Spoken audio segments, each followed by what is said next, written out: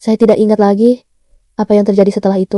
Tapi saat saya sadar, saya sudah di rumah dan juga motor beserta tas sudah berada di rumah. Kakak kedua bercerita bahwa saya datang diantar oleh polisi dan juga 3 orang dewasa dan salah satunya penjaga dari pelabuhan Roro tempat saya terjun itu. Setelah itu, terjadilah ketegangan di rumah. Semua terdiam. Mereka tidak menyangka bahwa saya melakukan hal bodoh itu hanya karena masalah sepele. Itulah yang keluar dari mulut salah satu dari isi rumah itu. Dan kakak keduaku terus menangis. Setelah kejadian itu, saya mulai tidak peduli dengan semua orang, termasuk keluargaku sendiri. Saya bertekad ingin pergi dari rumah, apapun caranya. Setelah saya merasa baik, saya kembali mencari pekerjaan. Selama 2 tahun itu, saya terus berganti-ganti pekerjaan, di mana ada seseorang yang tidak baik.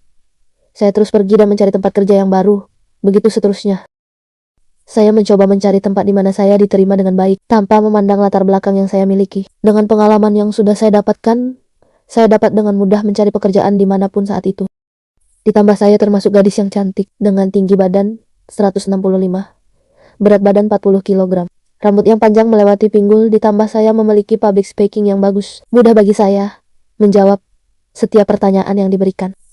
Setelah 2 tahun itu berlalu, saya akhirnya mendapatkan tawaran bekerja di perusahaan, di mana perusahaan itu memproduksi sesuatu yang sangat saya sukai. Pemilik perusahaan itu adalah orang asing. Pada hari itu, seseorang menelepon saya.